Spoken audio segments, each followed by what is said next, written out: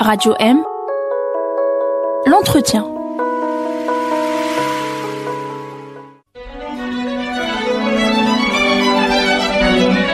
Pour bien s'entendre, il faut bien s'écouter. Rendez-vous sur M, la petite radio du Grand Maghreb. Amis auditeurs, bonjour. Nous avons le plaisir à l'entretien de Radio M de recevoir aujourd'hui Monsieur Lamine Oubaïch, CEO de la start-up OKN Technologies. Monsieur Lamine Oubaïch, bonjour. Bonjour amis auditeurs. Merci. Bienvenue à Radio M. On avait toujours le plaisir de recevoir de jeunes entrepreneurs.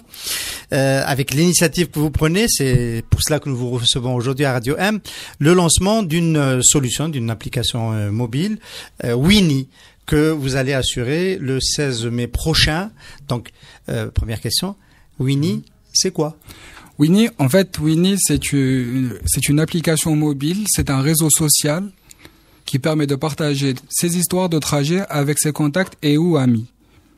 Dans le sens où ce n'est pas du covoiturage, mais par contre, ça permet de partager le tracé de son trajet ainsi que tous ses indices de conduite avec ses contacts et ou amis. Alors, dans les indices de conduite, il y a la vitesse, le parcours, la moyenne horaire, la consommation, les incidents de route. Tout à fait.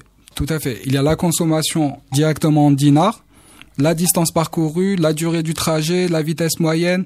Il y a même des indicateurs sur la conduite des utilisateurs en termes d'éco-conduite et en termes de style de conduite. On a envie de vous dire tout de suite à quoi ça peut servir, en quoi ça peut construire un réseau social que de raconter ces histoires de route. En fait, la première utilisation qui me vient comme ça à l'esprit, c'est de rapprocher les gens, les conducteurs avec ses contacts ou sa famille. C'est-à-dire que plus après le lancement de Winnie, plus jamais le conducteur sera seul sur la route.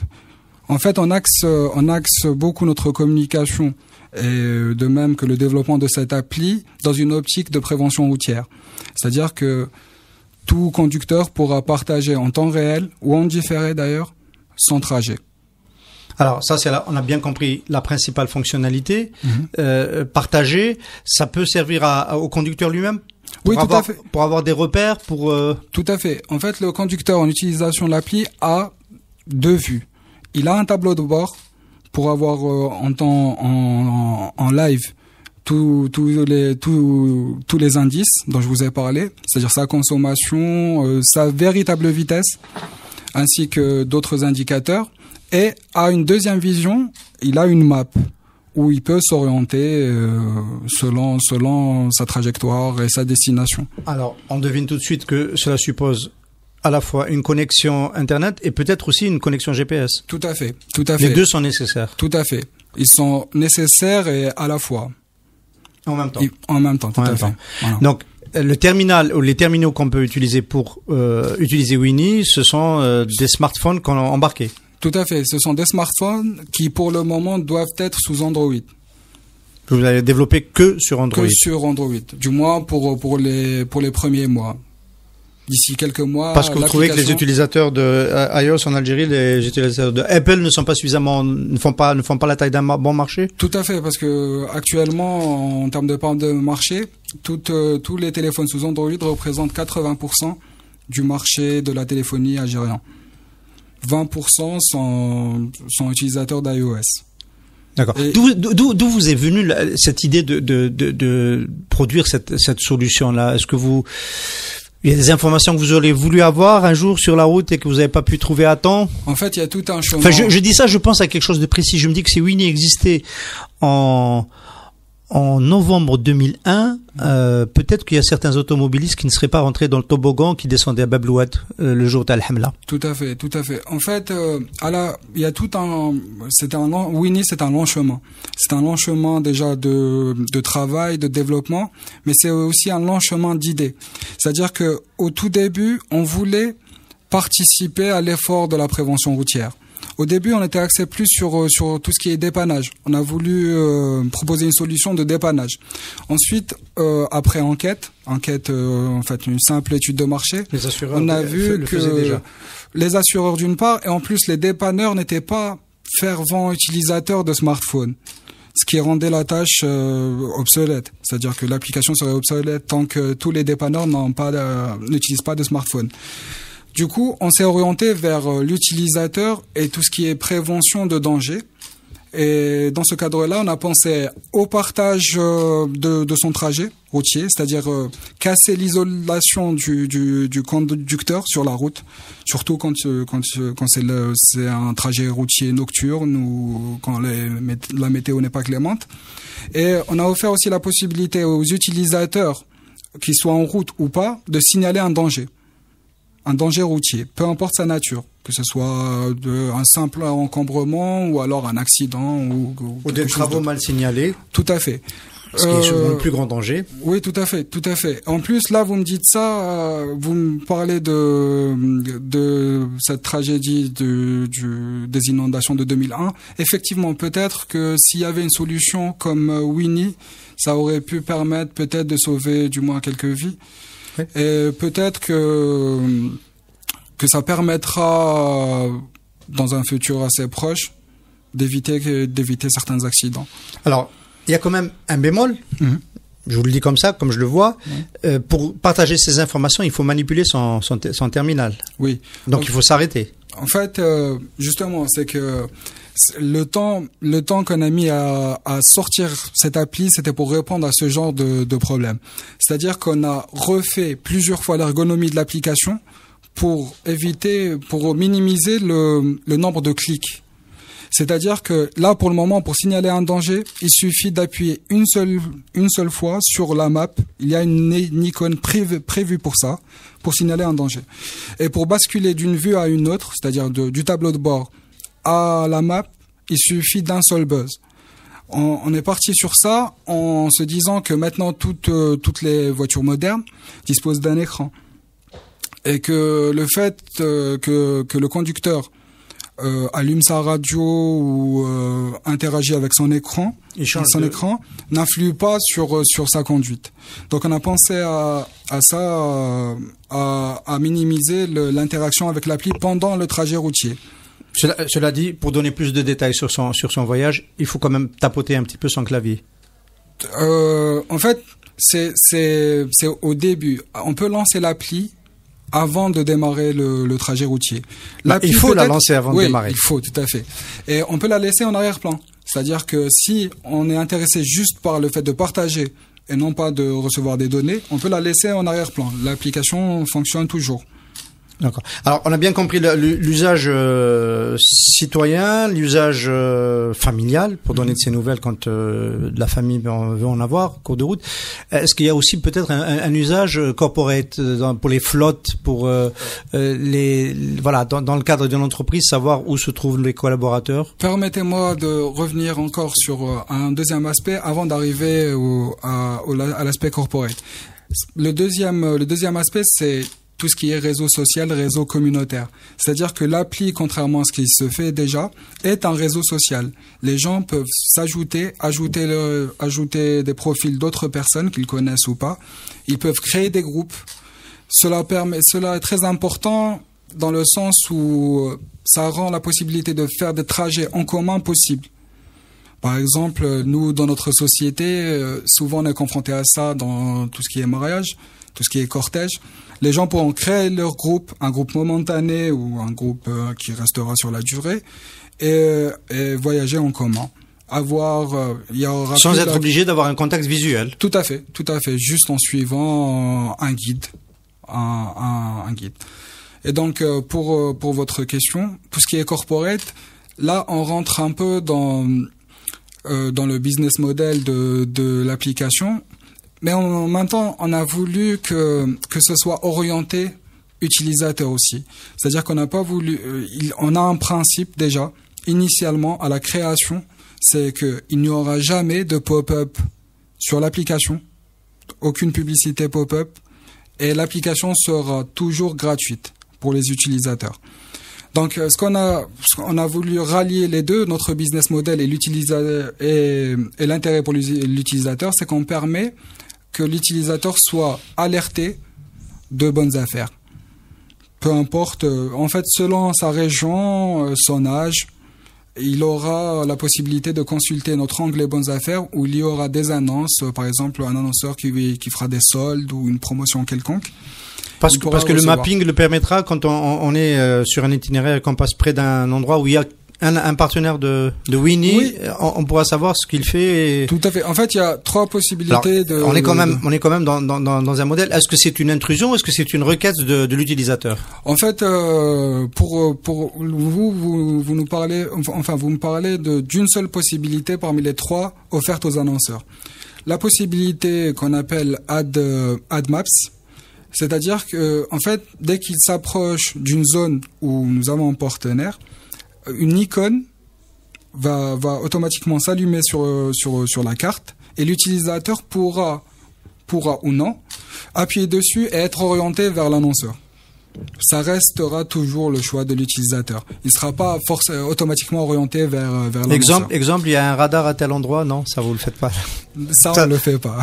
Vous n'avez pas encore décidé de le faire, non, c'est ça. En fait, vous êtes pour la sécurité routière, donc vous voulez pas aider les infractions. Tout à fait, c'est clair. Mais en fait, on permet le signalement de toutes sortes de dangers. Après, l'utilisateur verra ce qu'il est opportun de partager comme danger. C'est vrai que l'utilisateur peut partager la présence d'un radar lorsqu'il en a arrêté la victime. Alors, on a commencé à parler du modèle, du business model de Winnie. Vous considérez que votre application va être une solution large utilisateur à partir de quel nombre de téléchargements? En fait, nous, on est une start-up. Une start-up, la différence entre une start-up et n'importe quelle PME ou TPE, c'est la croissance. C'est-à-dire que quand une entreprise se fixe comme objectif 10-15% de croissance annuelle, nous, on est à cette croissance-là, mais en mensuel. Donc notre objectif qui est ambitieux mais réaliste, c'est d'avoir 100 000 utilisateurs pour les 6 premiers mois. C'est-à-dire que l'application, en termes d'intérêt, à partir de 100 000 utilisateurs, ça permettra à l'utilisateur de s'épanouir dans l'application. C'est-à-dire qu'il y aura en continu un flux de trajets partagés dans le fil d'actualité qui sera très intéressant et ça permettra d'augmenter en fait l'optimisation de l'infotrafic qu'il y a déjà sur l'appli. Et à long terme, notre grande ambition à long terme, si on a un certain nombre d'utilisateurs, c'est de pouvoir récolter notre propre réseau routier. Déjà au point de vue national, on sera capable de cartographier notre pays, le réseau routier algérien. Alors, pour donner un peu d'illustration à ce que vous dites, 100 000 utilisateurs, moi ça me garantit par exemple tous les matins je viens de Suidania à l'ouest d'Alger à Place Audin où se trouve Radio M. Est-ce que avec 100 000 utilisateurs j'ai à peu près la certitude d'avoir quelqu'un qui a utilisé déjà le trajet le matin avant moi et qui en aura partagé l'expérience? Oui, on va dire dans les minutes qui précèdent mon arrivée. En effet, pour les trajets que les gens font le plus souvent, à partir de 100 000 utilisateurs, vous aurez une information. Toujours une information sur la qualité de la route et l'infotrafic, c'est-à-dire tout ce qui est encombrement. Là, vous avez déjà une vision sur l'infotrafic sur la carte déjà. Vous savez les tendances, mais plus il y a d'utilisateurs, plus l'information est bonne. Et affinée. Tout à fait. Affiné et surtout actualisé parce que souvent ça change d'une minute à l'autre. Oui, tout à fait. Tout à fait. Déjà, j'aimerais vous parler d'une petite anecdote, c'est que maintenant déjà l'application est disponible en version bêta. On a eu par exemple à 19h pour le rond-point de Châteauneuf à Albiar. En fait, la carte indiquait que le rond-point était encombré. Et on avait un utilisateur là-bas sur place qui voyait que c'était plus le cas. On a remarqué que ça prenait quand même quelques dizaines de minutes pour que ce soit actualisé. Évidemment que s'il y avait dans n'importe quel rond-point, il y avait des utilisateurs, ce serait beaucoup plus rapide. Alors Lamine Baïch, est-ce que vous avez des concurrents? Est-ce que c'est un produit inédit ou est-ce que vous venez de challenger un service, une solution du même type en Algérie? En fait, d'une manière générale, sur certaines fonctionnalités, on a quelques concurrents, surtout internationaux. Nous n'avons pas connaissance d'applications locales qui pourraient nous concurrencer dans n'importe quelle fonctionnalité. Néanmoins, du point de vue international, on a quelques concurrents sur certaines fonctionnalités. Mais ce qui est inédit, c'est le partage de tout son trajet. C'est le réseau social. C'est le réseau social et bien sûr le fondement, c'est le partage de tout son trajet. On peut déjà partager sa position, mais on peut pas partager tout son trajet. Alors ce luxe, on dit cette cerise sur le gâteau, qui est l'échange d'informations, est-ce que ça ne provoque pas une consommation de data un peu plus gourmande? Les jeunes notamment sont très sensibles à cet argument. Avant de télécharger, savoir ce que ça coûte en data. En fait, pour tout ce que ça coûte en data, en 3G et en 4G, ça reste très abordable par rapport à tout ce qui se fait comme autre application. C'est-à-dire que ça ne consomme pas plus qu'une appli, par exemple que Google Maps ou Facebook ou Viber. Néanmoins, il y a un petit problème, c'est la consommation de batterie. Donc nous, par exemple, on recommande aux utilisateurs Winnie de prendre avec eux un câble qui peut être branché ou un powerbank. Pour ne pas se perdre. Pour ne pas se perdre, voilà, tout à fait. Mais en termes de consommation de data, c'est pas du tout un problème. Alors, même pour la taille de l'appli. L'appli, à son lancement, a une taille de 15 mégaoctets, ce qui permet son téléchargement assez aisément. Alors, 100 000 téléchargements sur 6 mois, ça suppose d'avoir un relais, j'imagine.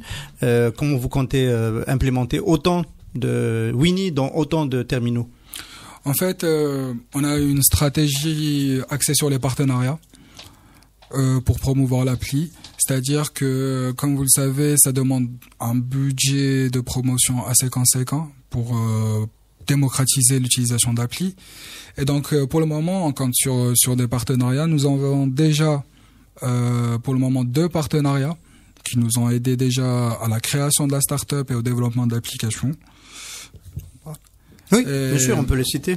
Et donc, le premier partenariat, c'est avec City Center, qui est un centre commercial à l'est d'Alger, qui nous permet, en fait, c'est un échange gagnant-gagnant, c'est-à-dire qui nous permet d'utiliser tous ces moyens de communication durant 3 mois, tout ce qui est affichage dans le lieu, c'est-à-dire au City Center, tout ce qui est communication digitale à travers les réseaux sociaux, et bien sûr tout ce qui est aussi stand et campagne de communication marketing direct.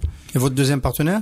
Notre deuxième partenaire, c'est celui qui nous a aidé en fait à créer toute la start-up, qui est l'opérateur Jay-Z, étant donné que nous sommes lauréats du concours Fikela 2015. C'est à travers ce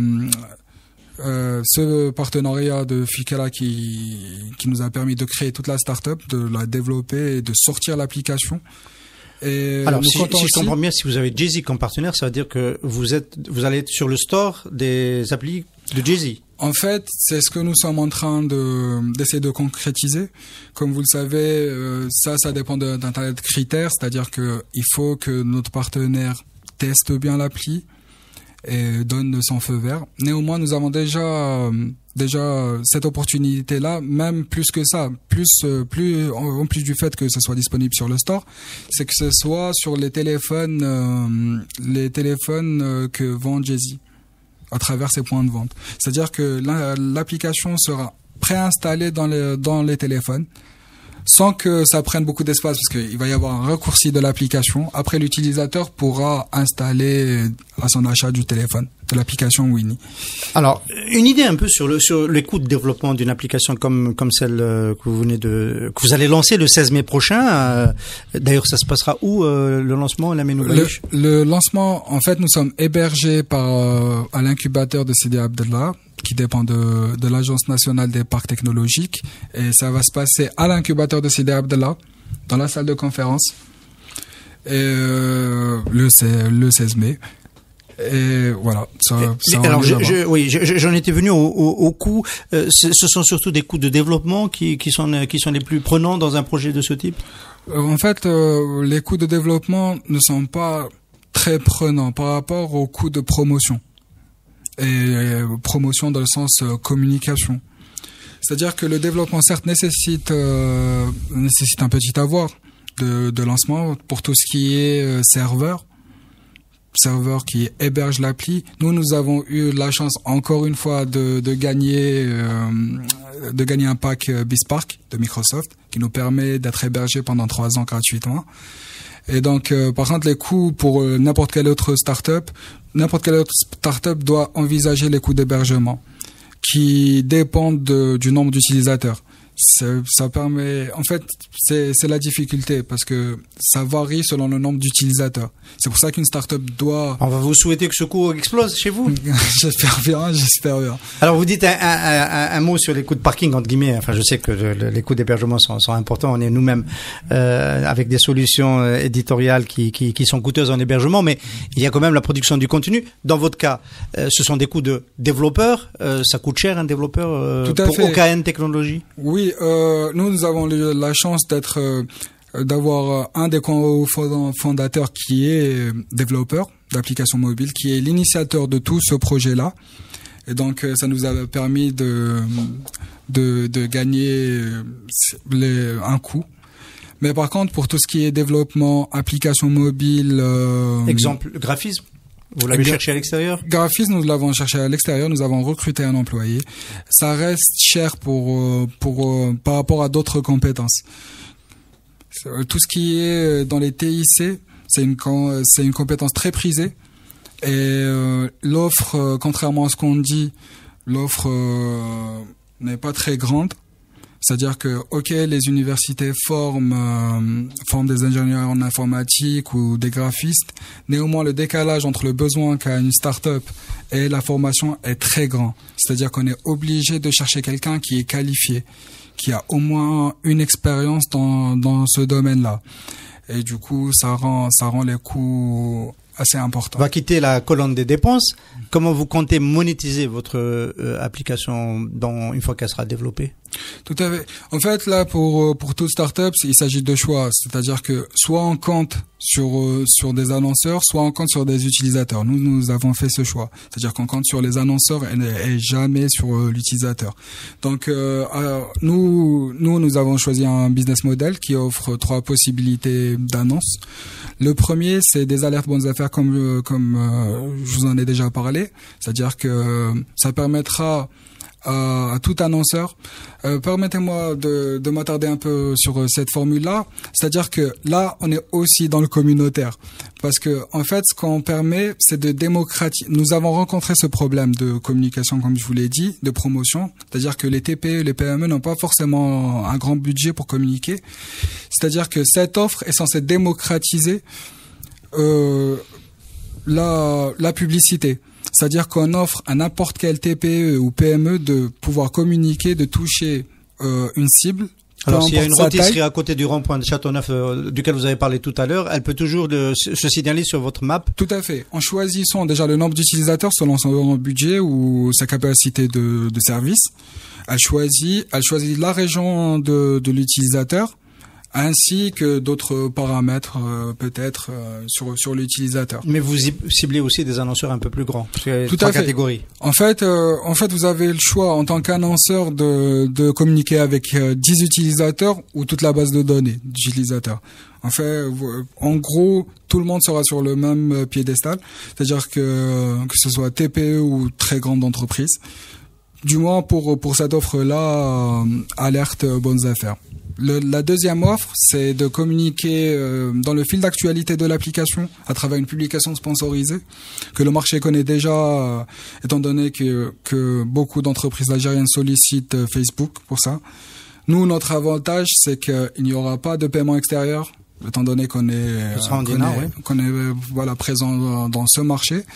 N'importe quel annonceur pourra choisir le nombre de vues de l'application, choisir déjà dès le début sa région et la durée de la présence de l'application sur le fil d'actualité. Tout cela suppose un volant d'utilisateurs important.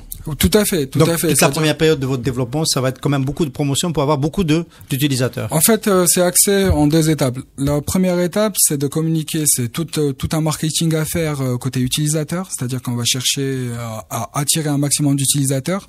La deuxième étape, ça va être une communication côté annonceur, c'est-à-dire de commencer à récolter les fruits de l'application Winnie. En fait, voilà. En gros, il s'agit de 2 marketing très différents qui doivent être mis en place. Et j'imagine que tout cela, Monsieur Lamine Bayish, ne vous donne pas le temps de réfléchir à votre prochaine solution, votre prochain produit à OKN Technologies. En fait, nous prenons le temps pour ça. Et donc, pour notre prochaine solution, ça va pas être très très différent. En fait, nous avons pensé à une déclinaison de Winnie. Pour un format très corporate, c'est-à-dire que ça va permettre aux entreprises d'utiliser, on va appeler ça Winnie Business, pour optimiser leur gestion commerciale. Ça va être le prochain service de la startup OKN Technologies d'ici quelques mois. Lamine Bayish, merci beaucoup. Je rappelle à nos amis auditeurs que vous êtes le CEO de OKN Technologies et que vous lancez le 16 mai prochain à Sidi Abdallah, donc au cluster, à l'incubateur de Rahmaniya, le produit, la solution Winnie que vous nous avez expliqué tout au long de cet entretien. Merci beaucoup. Merci à vous, merci de nous avoir reçus et merci pour votre effort pour encourager les petites startups algériennes. C'est un plaisir. Merci. Radio M, l'entretien.